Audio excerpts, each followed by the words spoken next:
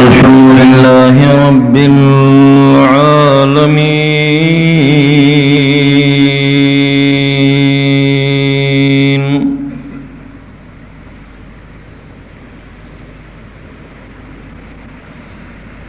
والصلاة والسلام على أفضل الأنبياء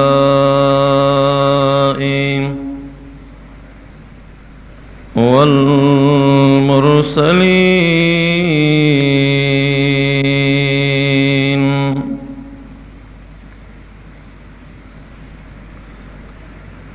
أما بعد، فأعوذ بالله من الشيطان الرجيم. بسم الله الرحمن الرحيم.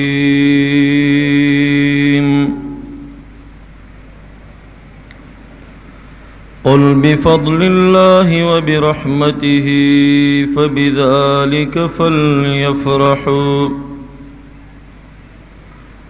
ذلك خير مما يجمعون.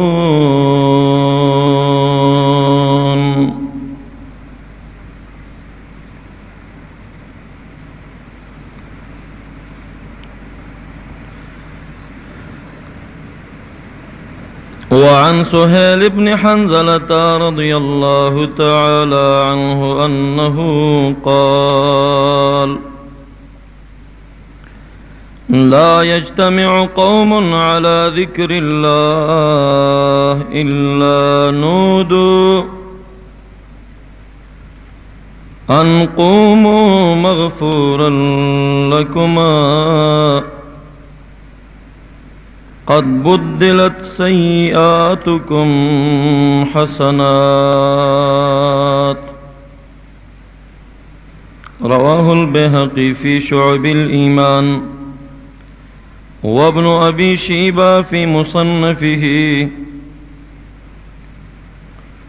وابن عاصم في كتاب الزهد، أو كما قال. وأحسن منك لم تر قط عيني، وأجمل منك لم تلد النساء. خلقت مبرأ من كل عيب، كأنك قد خلقت كما تشاء. إذا كان هذا كافرا جاء ذمه، وتبت يداه في الجحيم مخلدا. أتى أنه في يوم الاثنين دائما يخفف عنه للسرور بأحمدا. فما الظن بالعبد الذي طول عمره بأحمد مسرورا ومات موحدا. چلمند دوی د چا د لاس لاړه، بس په دین دنیا هم واړه مراد دي. چې عیبونه یې لټوي سپک ورته ګوري، دا هوا وهلی ټول د لات منات دي. په خاطر د دوی د رب آسانی غواړمه، چې په حشر نشر څومره سکرات دي. إن الله وملائكته يصلون على النبي يا أيها الذين آمنوا صلوا عليه وسلموا تسليما. درود شريف الولي. اللهم صل على سيدنا ومولانا محمد وآله وبارك وسلم عليه، وصل وسلم على جميع الأنبياء والمرسلين وعلى كل الملائكة منهم المقربون وعلى عباد الله الصالحين. कदा किसर दचा पकारवी कदा किसर दचा पकारवी पे पेखवर के इल्ला बैजुल्ला सरबबिन ग्रानो खगो औरिदुन क्यों औ खगो मीनावाल दाखलाई किसर औ हमदाशान नूर किसटुना दजयद उलमा तकरीरना तिलावतना नातुना او انقلابی جهادی ترانه نظمنا بطاقتا پدی پتا ملابی پتا یاد لري. اهل السنة والجماعت کیسٹ مرکز پشتے کسخوانی کباڑی بازار پیخبر خار د مجاہد فیض اللہ او اسد اللہ دکان.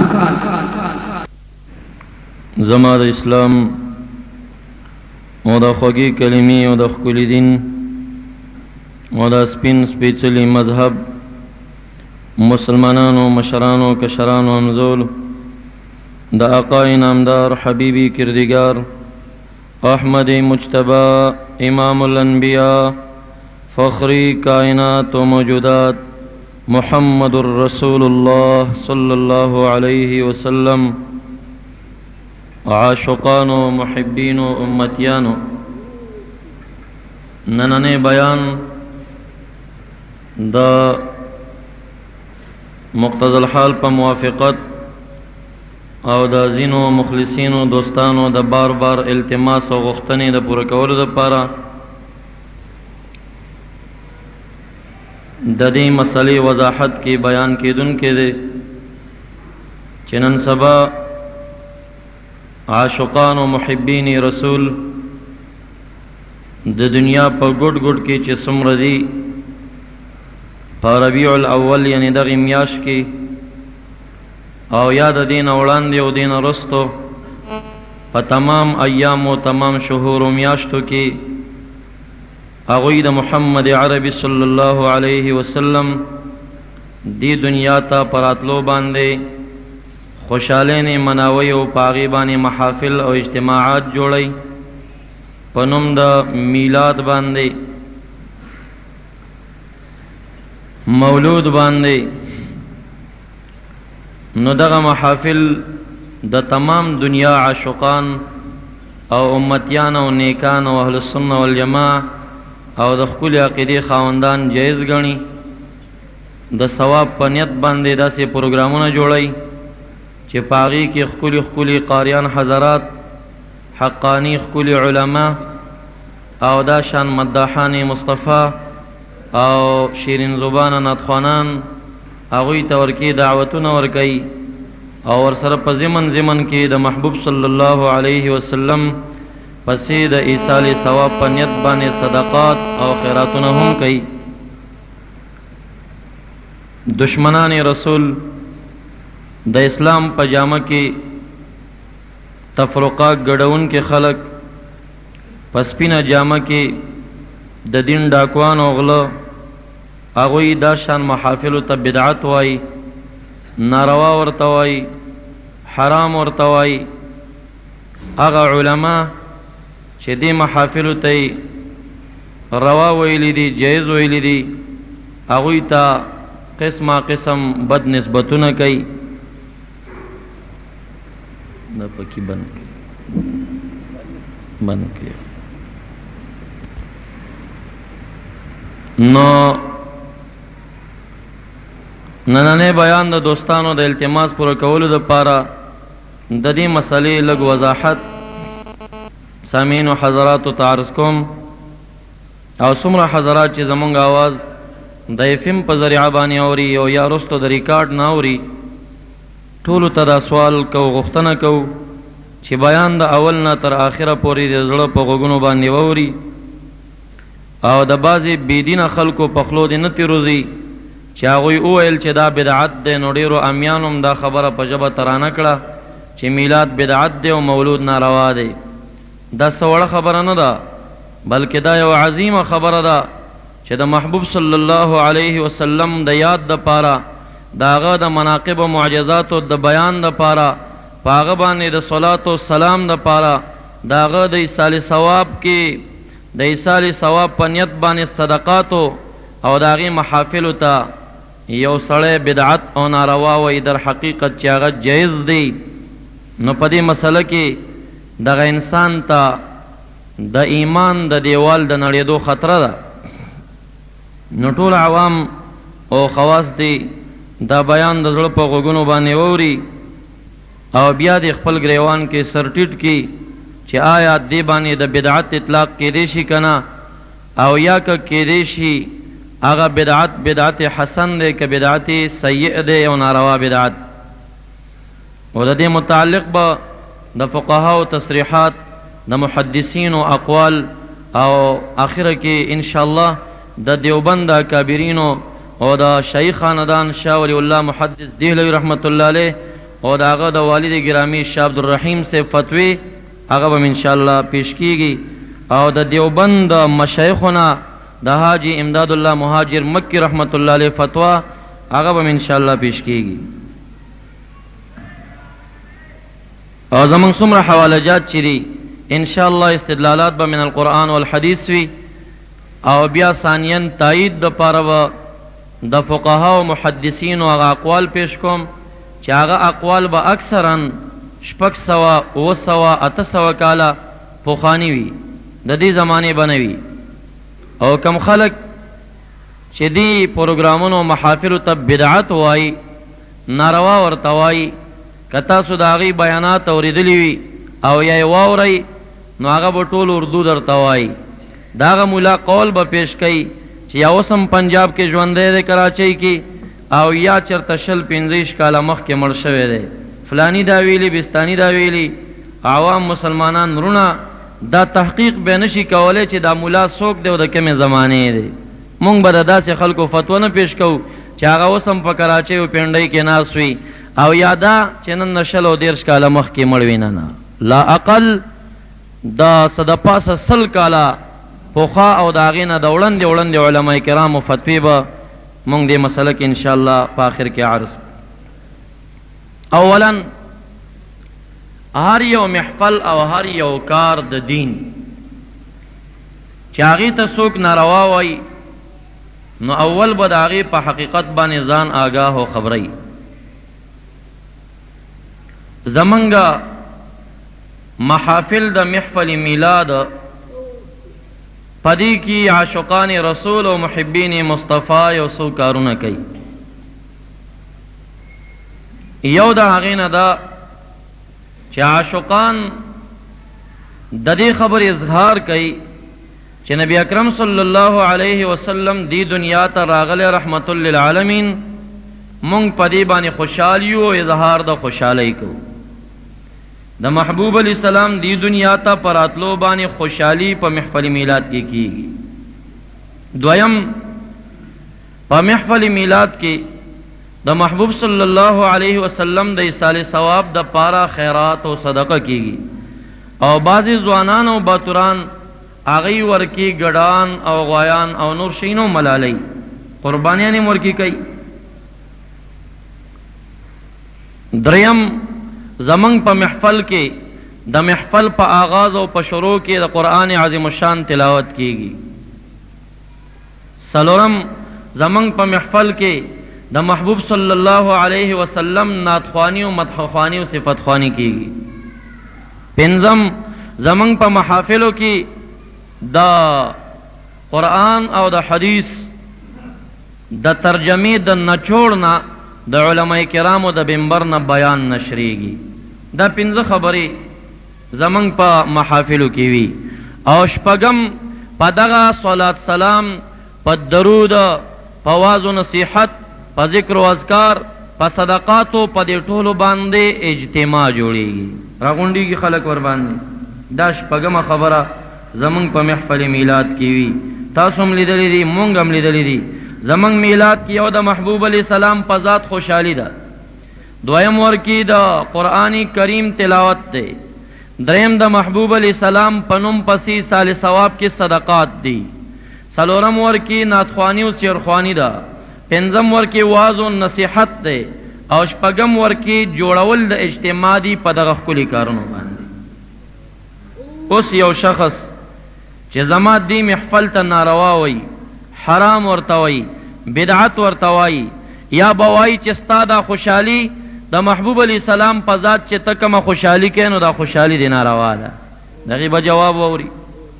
یا به وایي چې دا تا کم صدقه او خیرات کړی دی مړو یا دنیا نه تلو اشخاصو پورې، اگر که محبوب علیه السلام مرقد کې حیات دی، دا د جمهور علماء عقیدت دی. د محبوب علیه السلام ذات پسې حلاله کول، د ایصال ثواب په نیت باندې قربانی کول او یا خیراتونه کول دا ناروا دي. یا به وایي چې په مسجد کې تلاوت کول او تلاوت اوریدل ناروا دي. یا به وایي چې نعتخوانی په منبر باندې او د محبوب مناقب او صفت کول دا ناروا دي. یا به وایي چې واعظ و نصیحت د منبر نه عوامو ته کول دا ناروا دي. او یا به وایي چې په دې ټولو کارونو باندې راغونډېدل او اجتماع ناروا ده. دا شپږ خبرې به کوي. د دې شپږو خبرو نه اخواته زمونږ په محافل او میلادونو کې بل څه خبره تاسو لیدلې ده؟ جواب راکړئ، لیدلې مو ده؟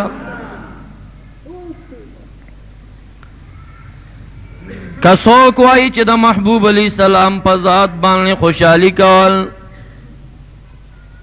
دا امتیان چې راټولیږي او وایي چې رسول الله دنیا ته راغلی زه خوشحال یم، دا خوشحالي کوم دلیل باندې ثابته ده؟ جواب ورکا وای خوشحالی د محبوب علیہ السلام په ذات کتاب الله قرآن نه ثابت ده. الہ العالمین فرمائی قل بفضل الله وبرحمته،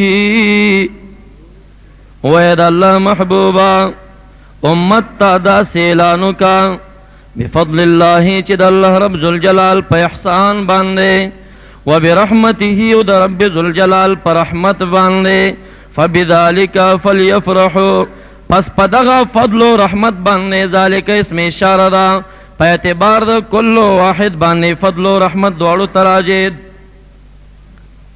پدغا فضل و احسان و رحمت باندے فلیفرحوا، باید چے دا امتیان خوشالینیو فلیفرحوا دوی دی خوشال شی امر دے اور بات هو خیر مما یجمعون، او دا خوشالے دا اللہ رب ذوالجلال پا فضل باندے او پا رحمت باندے. رب ذوالجلال فرمائی خیر مما یجمعون، دیرا بہتر او غرد دا آغا مال او سرمائے نا چی مخالفین او غنڈ کڑے او جمع کڑے.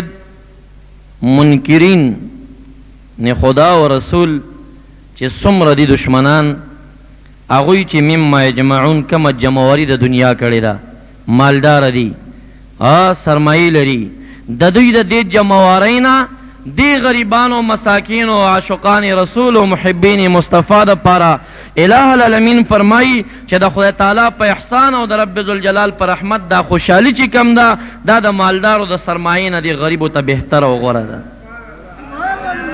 پشوق سبحان اللہ وی سبحان اللہ کی کمال لے کنا. بخاری کی روایت راضی کلمتان خفیفتان علی اللسان ثقیلتان فی المیزان حبیبتان الی الرحمن سبحان اللہ و بحمده سبحان اللہ العظیم. وای دو خبری دی په زبان باندې سپکی دی تل د میزان کې ډېری درنی دی، رب ذوالجلال ته ډېری محبوب او ګران دی. سبحان اللہ و بحمده سبحان اللہ العظیم. په شوق باندې سبحان اللہ وای. صحابہ کرامو بد خوشحالی پټیم سبحان الله ویل، خدا سے به ویل چې حتی جاوبته الجبال، چې د مدینه منورې په غرونو کې بس زنګاوي راو تنبیری. کله سپیکر د نلری کم ستاسو आवाज جمعات کې نه را تنبیږي نو لک په شوق او وای چې خنابات کې خو زنګاوي راو تنبیږي کنه په شوق سبحان الله وای. سبحان الله کی یو کمال دی. هغه انسان چې هغه ته باطنی چینجی لګېدلی کینسر د عقیدې کینسر نه نو د سبحان الله آواز چې اوري دا په هغه قینچی نه خښېږي دا د هغه اپریشن کوي لږ په شوق سبحان الله ووایي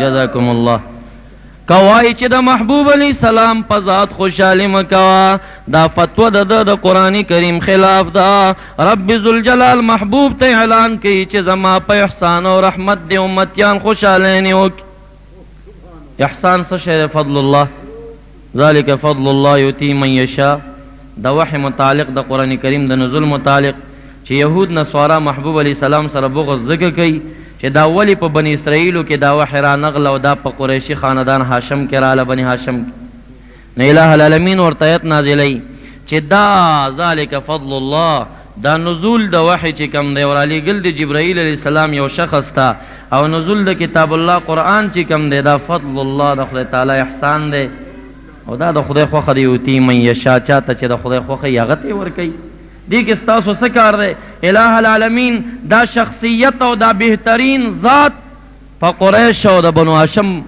قریشینو کې پیدا که بني اسرائیلو کې پیدا نه که د چا څه کار نشته نو مراد د فضل الله نه کتاب الله قرآن کریم چې تاسو د قرآن کریم په نزول خوشحالی نه کوئ او وبرحمته او په رحمت خوشحالی نه کوئ رحمتنا اکثر مفسرین خاصتا محمود علوسی رحمت الله علیه صاحب د تفسیر روح المعانی هغه وایي چې مراد د رحمتنا په دې موضوع کې ذات با برکات د محمد رسول الله صلی الله علیه وسلم وما ارسلناک الا رحمت للعالمین اے محبوب علیک السلام موږ ته دنیا ته نه لېږلی بل مقصد ته مګر دا چې ته د عالم دپاره رحمت ستا د وجې نه خلک د عذاب نه خلاصېږي رحمت خلک رب ذوالجلال وای زما په فضل و احسان چې قرآن کریم دی او زما په رحمت دی باید چې دا ستا امتیان خوشحالی وکړي نو دا مسلمانان راغونډ شول او د رب ذوالجلال په رحمت په ذات د نبي علیه السلام باندې خوشحالي وکړه نو بدعت څنګه شوه بدعت هغه کار وي چې خدای تعالی پې امر کړی نه کوای چې دا عاشقان پدې میاشت کې حلالي کوي غویان حلالي ګډان حلالي د محبوب علیه السلام پسې د ایصال ثواب خیراتونه کوي دا نه منم انس ابن مالک رضی الله تعالی عنہ محبوب علیه السلام نه تپوس کوي یا رسول الله نحن نتصدق عن موتانا ونحج عنهم وندعو لهم فهل يصل ذلك إليهم اے محبوب علیک السلام مونږ د مړو پسې خیراتونه کوو مونږ مړو پسې نفلي حجونه کوو مونږ مړو ته دعاګانې کوو ای زمونږ حجونه او خیراتونه او دعاګانې مردګانو ته رسیو که نه مفتی کوړي فتوا نه ورکوي مفتی شاه فیصل نه مفتی بریلم نه مفتی دیوبندم نه بلکہ مفتی جہان محمد الرسول اللہ صلی اللہ علیہ وسلم فتور کئی نعم آو ستاسو خیراتنم مردگانو ترسی ستاسو حجنم ورترسی ستاسو دعاگانم ورترسی وهم یفرحون بها کما یفرح احدکم اذا اهدی الیه شیء لکه ستاسو یو کس چې د ملما په ډالۍ خوشحالیږي دا شان دا مرده په دې صدقاتو او په دعاګانو خوشحالیږي عامو مردگانو ته ثواب رسیږي خاصتا محمد عربی صلی الله علیه وسلم ابو داود شریفه دویم جلده کتاب الضحایا وګوره د اضحیې باب غیور پیغمبر محمد عربی صلی اللہ علیہ وسلم موتا تا ضرورت و احتیاج نہ لری اگا مبارک بدو قربانی کولے او بیا بیدا سی دعا کولا اللہم تقبل من محمد ومن امت محمد صلی اللہ علیہ وسلم الہ دا قربانی دا رسول اللہ مبارک بذات یاد کا چمانم قبول کے او زماتا قیمت رضی پوری ٹول امتیانو نہیں قبول کے تلا پیدا نہیں او اغز مستاد پر قربانی کئی او بیا باب لگئی باب الصدقه عن المیت، باب د په صدقه او خیرات کې، او یا باب الاضحیه عن المیت، د مردن او د وفات شده شخص نه قربانی کول او حلال کول ثواب د پاره څنګه دی. امام ابو داود باب لگئی روایت ذکر کئی حضرت علی کرم اللہ وجهه بدو قربانی کولے چاہتی تپوسو کچھ دادوے مولی کے او تا جواب کی وی بذالک اوصانی رسول اللہ صلی اللہ علیہ وسلم، دادوے ما قربانی رسول اللہ مبارک پسی کوم او دا ما تا رسول اللہ مبارک وصیت کڑیو چی یو قربانی ما پسی کوا. یو مولا چته خبر یو کس ته ورکړی وي چې یاره دا مړو پسې قربانیانې ثابتې نه دي، نو ما د ابو داود شریف حدیث دا ورته ولیک. نو جواب کې هغه چټ والا ته لیکلي وو، وی دا خو حضرت علی صاحب وایي چې ما ته رسول الله مبارک وصیت کړی و، تاسو ته خو وصیت نه دی کړی، دا خو هغه ته وصیت کړی و چې هغه قرباني کوله. نو دا تاسو چې کومې قربانۍ کوئ دا بدعت دي. نو ما د چټ پشا ورته ولیکل امولا ګوټی ته، ها ورته مې وویل چې ته وایې چې مردگانو پسې حلاله کول د ثواب په نیت باندې دا بدعت دی، جزاکم الله، ته وایې چې دا بدعت دی. او د دې حدیث نه پته ولګېده چې محبوب علیه السلام حضرت علی صاحب ته امر کړی چې ما پسې قرباني کوه. نو میں تپوس در ندا کوم چې یو شی بدعت وی، نبی علیہ السلام په بدعت باندې امر کوي، تاسو نه تپوس کوم. نو چهار کلا د مړو پسې قربانی بدعت دا، نو ولی رسول الله مبارک حضرت علی سے مبارک توای وغه وی چې ما ته وصیت کړي چې ما پسې کوا، کله مړو پسې حلالت جایز نه وي، نو ولی محبوب حضرت علی سے امر کوي چې ما پسې قربانی نه کوا، خو جایز وځکه ورته امر وکړي. نو کوای چې دا خیرات دی نه کوي، نو هم ثابت دی صحابه کرامو محبوب علیہ السلام پسې کړي.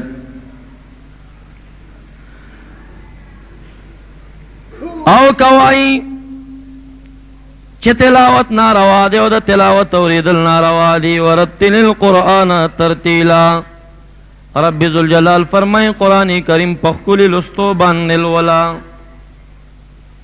اور روایت کے راضی السامعو کالقاری، اوریدن کے پشانتا دلستن کو دے، کم انسان چی پا منبر قرآن وی نور اورینو ثواب یکشان یوشان ثواب. کوائی چی پا دے محفل کی ناتخوانی و شیرخوانی کی گی دانا رواد. جواب ورکا ترمیزی دویم جلد، نبی اکرم صلی اللہ علیہ وسلم حضرت حسان رضی اللہ تعالیٰ عنہ تا پا منبر بانی خپل صادر خور کا، خپل صادری پا منبر ورطا خور کا، امام الانبیاء ورطا خپل صادر خور کا. حسان سے بے پا منبر پہ کینو، محبوب علیہ السلام ورطا لندی کیناستا. اشاعر وائے وحجو یا حسان سیعینک روح القدس، اے حسان صاحب دا کافرانو حجو و بدی پشیر کے بیان کا ستا امدادی جبرائیل علیہ السلام دے. جبرائیل علیہ السلام ستا امداد اس اوڑو کے صفت ند دا عیسیٰ علیہ السلام پا صفاتو کے او صفت دارے چی وَأَيَّدْنَاهُ بِرُوحِ الْقُدُسِ، منگا پا روح قدس جبرائیل علیہ السلام دا تائید کرے وغی معین. او دا محبوب علیہ السلام شاعر حسان سبتا محبوب علیہ السلام وی سیعینک روح القدس. اگر دیر اشعار دا محبوب علیہ السلام دا وڑن دیویلی دی، یو سو اشعار اور یو شعر کی وائی ما ام مدحت محمدا بمقالتی ولیکن مدحت مقالتی بمحمدی. ویچ سمرا اشعار وائی ما مقالی جوڑو ما دا محبوب دا منقبت ناتون جوڑو ما، وی پدی کی گوری ما کلم دا رسول اللہ صفات کری ندی، ز پدی خل دا رسول اللہ صفت کولے نشما، لیکن رسول اللہ چی پخپل اشعارو کی راولم ولیکن مدحت مقالتی بمحمدی. دا رسول اللہ پا یادگیرنا مخپل اشعار خیستا کری دی و دا اشعار میں قیمتی کری. وی زما پا اشعارو دا رسول اللہ ستائنا نکی گی، بلکہ دا رسول اللہ مبارک پا ذکر بانے زما اشعارو صفت خلق کی. او وائی وأحسن منك لم تر قط عيني. اے محبوب علیک السلام خلاصہ بداسی ویما ستانا حسین و جمیل انسان لم تر قط عيني زما سترگو بالکل لیدلیند. واجمل منك لم تلد النساء یا رسول اللہ او ستانا جمیل و خیستہ انسان بالکل مور زیگولیند. سمرا خیستہ صفت وینا میں پسترگو ستاغونی حسین لیدلے او نا پا دنیا کی یو مور ستاغونی جمیل زیگولے. سمرا خیستہ صفت. او بیاوائی خلقت مبرئا من كل عیبنا دا ہر عیب نا پاک پیدا کرے شوئی کانکا قد خلقت کما تشاو گویا کی تدا سے پیدای لکا سنگ چستا مرضی وا ویندامون دی دا سے جوڑ دی لکا دا چی تا زان تخپل غور کری دومرا خستے. نو که یو سڑے ہوئی چی ناتخوانی ناروا دا خود محبوب علیہ السلام پا محفل کے حسان سیب کردی کوائی چی دا پا پختو کے ناروا دا نو ندی دلیل را سر نشت. ذکر صحابہ کرام عربانو پا عربی بانی ناتخوانی کولا او من کختانی پا پختو ناتخوانی کو او کوئی چی نجی بس پا پختو کے ناروا دا نو بیا پا پختو کے دا ترجمم ناروا دا. صحابہ کرام خو پا عربی کردی. ویم کوائی چی خوشحالی مکو خود دلیل قرآن خلاف دا فلیفرو خوشحالی دیو کی. کوائی چی خیرات مکو خواہ حضرت علی سے مبارک کردیم ثابت دی محبوب فتور کردی دا چی دا جیز در سیگ. کوائی چی تلاوت دی نکیم دا قرآن خلاف دی. کوائی چی ناتخوانی دی نکیم دا صحابہ کرام دا عمل خلاف دی ناتخوانی کردی. کوائی چی واز و نصیحت دی نکی نو داغی روایت بمرست ذکر شی. او کوائی چی دا طول کارون منم خدا ټول کارونو باندې تاسو اجتماع جوړوي ذکر کې اجتماع جوړوي او یا صلات سلام کې اجتماع جوړوي او یا پنات خوانه اجتماع جوړ دارا غونډې دل منمنم. نو جواب دا امام بحقی رحمت اللہ علیہ شعب الایمان اول جل سلور سوا سلور پنزو سما صفحہ کی روایت ذکر کئی.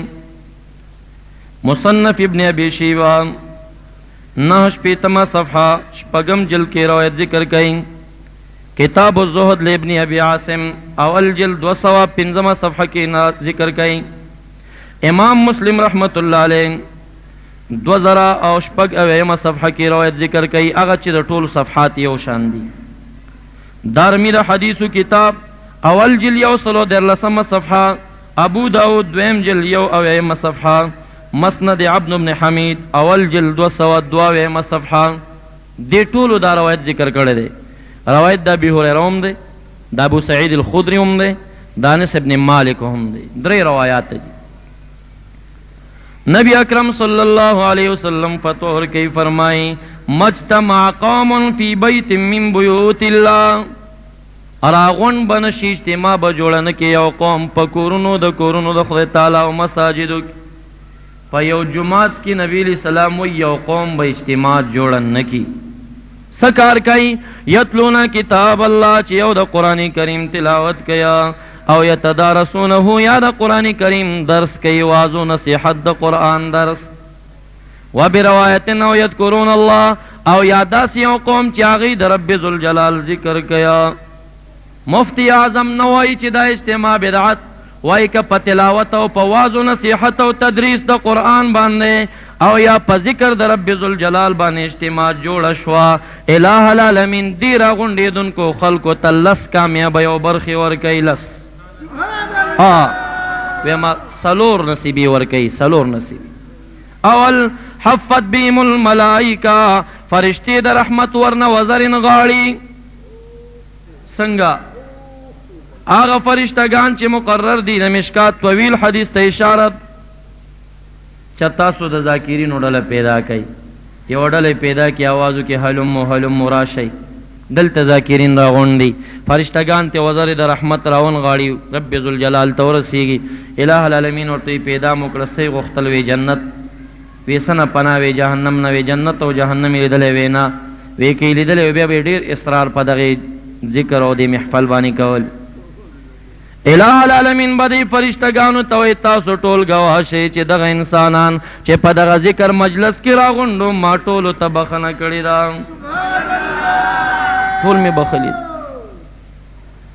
یو فرشتہ بارز کې الہ پدې کې یو شخص هغه د ذکر په نیت باندې نه راغلی اسی ګیر شوی رب ذوالجلال او ته فرمای هم جلسا لا یشقى جلیسهم ذاکرین داسې نیکان کې ناستون کې چې دې سره کې ناستون کې هم رب ذوالجلال نه بدبخت کوي د دې نور ذاکرینو په وجه هغه سړی چې په دې نیت نه راغلی هغه هم خدای تعالی مخلي او چې اعتراض د پاره نه راغلی کله کله زمونږ محافلو ته بعضې بېدینه راشي خنداګانو ته راغلي او مسخرو ته راغلي هغه نه هغه خدای نه بخي ګوري هغه چې دلته راځي نو لاسه ناڅه ایمان پکې او چې بیرته وځي نیکانو پاکانو پسې خندلي نو ایمان دیوالې نړېدلی انا کم چې عقیده جوړه ده خو هسې چېرته مېلمه راغلی او په دې مجلس په نیت نه راغلی هسې پکې غیر راشي نو هغه انسان ته هم بخښنه میلاویږي نو یو کمال دا میلاوی که اجتماع جوړ کړه په تلاوت باندې یا تدریس و واعظ و نصیحت باندې یا په ذکر باندې چې فرشتې د رحمت ته وزرین غاړي دویم دا وغشیتهم الرحمه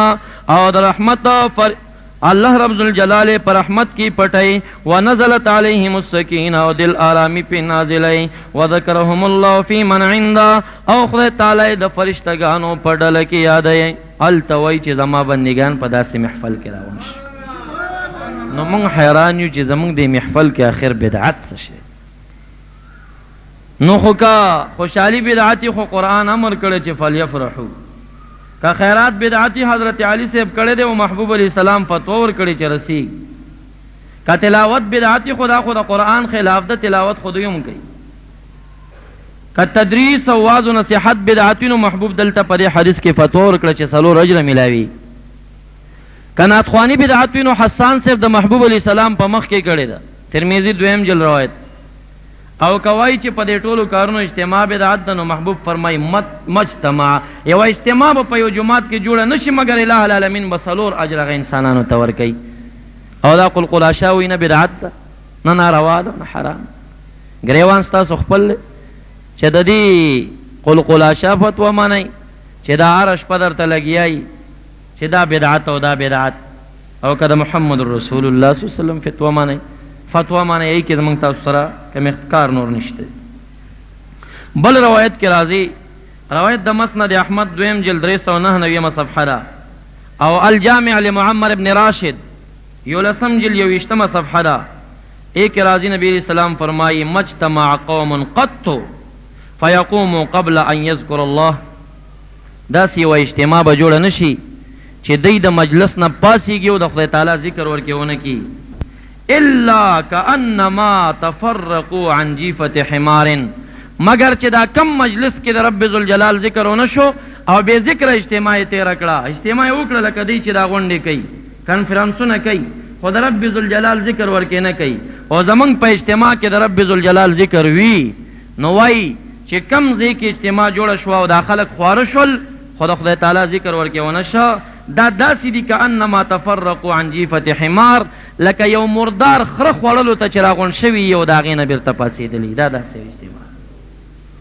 نو د ده اجتماع چې د خدای تعالی ذکر ورکې نه کېږي نه هغې ته د مردار خره د خوړلو اجتماع ویلی شوې ده او زمونږ اجتماع چې هغې کې د خدای تعالی ذکر کېږي محبوب علیه السلام ورته څلور اجر ویلی چې د ته اجر میلاویږي او بل روایت د مسند فردوس څلورم جلد 55 صفحه ده دوی ډېر کرتې وایي د اجتماعي دعا ناروا ده او دا شریکه غوندې دعا کول ناروا دي محبوب علیه السلام فرمایي انس ابن مالک راوي دی مجتمع قوم يدعون الله الا كان حقا على الله الا يرد ايديهما یو قوم براغون نشي په یو دعا باندې چې دعا کوي راغون شوي دعا کوي مگر په خدای تعالی باندې حق داده چې لاسونه به تش نه پرېږدي سب ورته په لاسونو کې اچوي نو زمونږ په اجتماعي دعاګانې کېږي دوی انفرادي دعاګانې کوي انفرادي دعا د خدای تعالی خواږه که قبلوي کوي نه قبلوي خو اجتماعي دعا رب ذوالجلال باندې حق دی چې دا به قبلوي بهرحال دا خو هغه جواب چې اجتماع باندې دوی کړی دی نو محبوب علیه السلام دغه اجتماع ته د څلور اجرو قول کړی چې دا ورته میلاویږي اوس الزامن به داسې ووایم چې نن زما اجتماع د محفل میلاد د عاشقانو ته بدعت ویل کېږي نو دا ستا اجتماع چې کال په کال باندې کېږي دا د کم دلیل نه ثابته ده؟ نن چې زما محفل میلاد ته بدعت ویلی کېږي، دا ستا د محمد رسول الله کانفرنس چې پوسټرې دي ایستلي دي، زما میلاد په بیت من بیوت الله مسجد کې کېږي، اجتماع باندې دلیل ثابت دی. او ستا محمد رسول الله کانفرنس دا فردوس د سینما چې دا مردار سینما په خوا کې د جناب پارک په خوا کې پروډ باندې د اهل حدیثو ټول مشران پکې په سټیج باندې ناستو، همدا بمبړان پې باندې غږېدل او ښځې او پیغلې او جوټې ورشه خوا او شا کې روانې وي.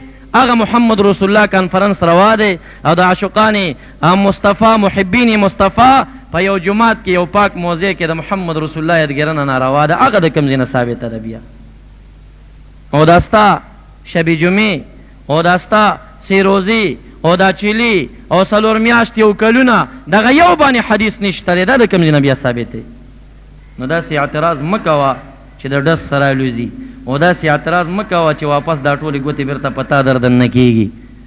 زما اجتماع ته چې بدعت وای، دا شانسونه اجتماعات ته جوړې هغې ته بیا ولې روا وای؟ دا کومه اجتماع چې هغلته کېږي ماخوستن کې د اهل حدیثو په مساجدو کې څه چل دی؟ وی قرآن کریم حافظان فارغ شوي دي، دا ثابته نه ده دا اجتماع؟ بیا دا هم بدعت. لوی دورې طالبان فارغېږي اجتماع جوړېږي، بیا دا هم بدعت. د دنیا سونه زرګونه اجتماعات بیا د یو هم ثابت نه دي. د دیوبند کنفرنس کېږي بیا د هغه هم بدعت شي، درې شوه روز په لکونو خرچې دي پې کېږي. مفتی محمود کانفرنس کېږي بیا د هغه هم بدعت شي. دا ځکه وایم الزامن چې همدغه خلک دي چې په دغې کې شرکت کوي او واپس زموږ اجتماعاتو ته بدعت وایم. تعجبي خبره ده.